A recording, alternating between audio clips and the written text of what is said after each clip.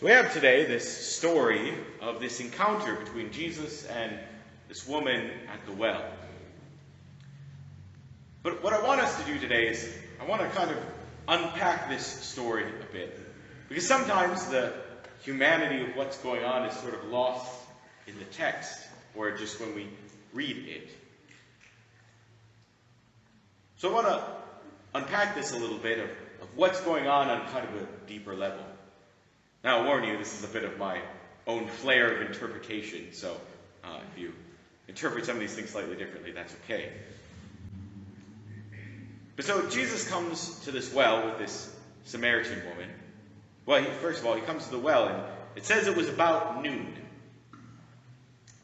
Now, that seems like very insignificant detail. Who cares what time of day it was? But you see, noon, or the middle of the day, so be it, that's the time of day when no one goes to the well for water. The popular times to go get water at the well was early in the morning when it's still cool, or at the end of the day when it's cool. But not in the middle of the day when it's all hot out, when you have to walk up a hill and get these heavy buckets of water and then walk back. It's about the worst time of day to do it. So the only reason you would go to the well at the middle of the day is if you just wanted to avoid people. So here's this woman who's intentionally going at the time of day when she definitely does not want to interact with anyone. She goes to the well, and then of course there's a man sitting there at the well. It's like, come on, come to the well and didn't want to talk to anyone. Well, she's probably thinking, I'll just do my thing and get my water and move about my day. Then of course the guy talks to her. Give me a drink. Oh, great, Well, what? And then she says, well, what are you, a Jew, doing asking me, a Samaritan woman, for a drink? Why are you even talking to me? And then Jesus says, if you knew the gift of God and who is saying to you, give me a drink, you would have asked him, and he would have given you the living water. Oh, great. Not only is this guy talking to me, but he's crazy. He's talking about this living water, and he doesn't even have a bucket. You can almost hear her eye roll in the next line. Sir, you don't even have a bucket.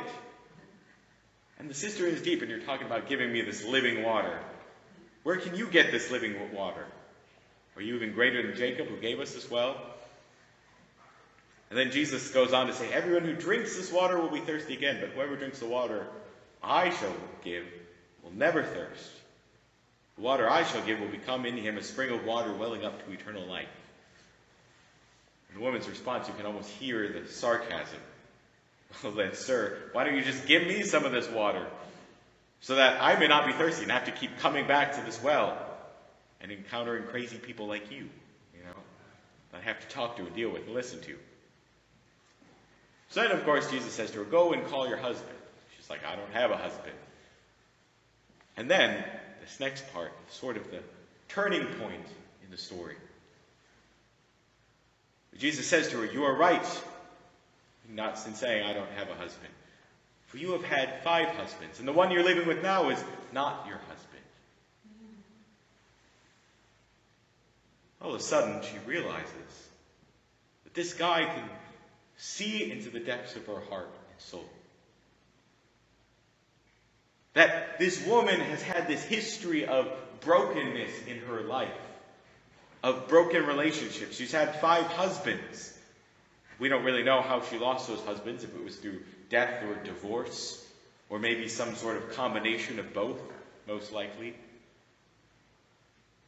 But regardless, this is clearly a woman who's had a history of brokenness in her life, ruptured relationships, broken love again and again, and a broken heart again and again. And then all of a sudden, this man is peering into her brokenness and speaking into it. That he sees her broken heart, her pain, her vulnerability, and he speaks into it. And so she does what anyone does when all of a sudden they start hitting too close to home and speaking to our vulnerabilities. We change the subject. That's exactly what she does. Well, sir, I can see you're a prophet. So let's talk about something that's not me. Well, we talk about, we should say, I can see you are a prophet. Our ancestors worshipped on this mountain, but you people say that the place to worship is in Jerusalem. I'll just pick your brain on some other controversial topic. And then Jesus responds about this idea, believe me, woman, the hour is coming when you will worship the Father neither on this mountain nor in Jerusalem. And he goes on to say, the hour is coming and is now here when true worshippers will worship the Father in spirit and truth. And indeed, the Father seeks such people to worship him. And she says, I know the Messiah is coming, the one who will explain all these things. And Jesus says to her, I am he, the one who is speaking to you. And in that moment, it all clicks with the woman. So all of a sudden she realizes that this man has been speaking into the brokenness of her life and offering her this living water to bring her new life and healing. And this idea of worshiping in spirit and truth, and that the Father seeks such people to worship him. That Jesus is speaking into the brokenness of her life, first of all, the healing and reconciliation within her. This broken heart, this broken history within her, that Jesus wants to speak into and bring healing and life to this brokenness.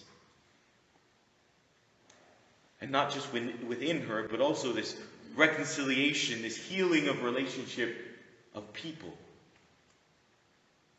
That they're talking about this division that exists between the Samaritans and the Jews, but also this woman who her life is ruptured relationship, broken relationship. And bringing healing to all of that, and bringing people together in spirit and truth. And then ultimately, reconciliation with God. Healing the pain in her, the pain between people, and reconciliation with God. That this woman who probably has this history of brokenness probably feels very not right with God. And that there's this whole people, all the Jews, telling them that you, Samaritans, are not right with God. And even more so, her own people, probably outcasting her, saying, you're not right with God. Look at your broken history. Then all of a sudden there's this man who sees into the brokenness of her life. Sees the pain in her life. And extends this reconciliation to her. That the Father seeks such worshipers to worship in spirit and truth. And I am the one who's come to bring you into that. To bring you the love you desire, the healing you desire. Then all of a sudden she realizes that all the answers to the deep thirst in her heart, the story that started talking about physical thirst, coming to get physical water, that all of a sudden the answer to the deeper thirst within her own heart is here before her in the person of this man who can see into her brokenness and yet extends love to her. And we know that she gets it, that it makes sense, because what does she do? But she leaves her water jar behind and runs into town and says, come and see the one who has told me everything that I have done. And the people come and they gather and they hear him. And they realize that their thirst encounters this thirsting love of God for them. Saint Mother Teresa of Calcutta had a moment in her life, this moment of mystical prayer, that inspired her to start the Missionaries of Charity, the group of sisters that she founded that then went to serve the poorest of the poor, to seek the broken and the lost, the outcasts of the world. It was many, many years later when Mother Teresa finally revealed what so inspired her in that moment of prayer. And it was 2 words of Christ. I thirst. I thirst. And they were the words that were spoken by Christ when he was on the cross. But for Mother Teresa, she saw that that thirst of Christ was so much more than just a physical thirst, but it's this deep, thirsting love for each and every person. Each and every one of us. This love that thirsts and yearns for the poor, the broken, the lost, that even the most insignificant in the world, he thirsts for that person.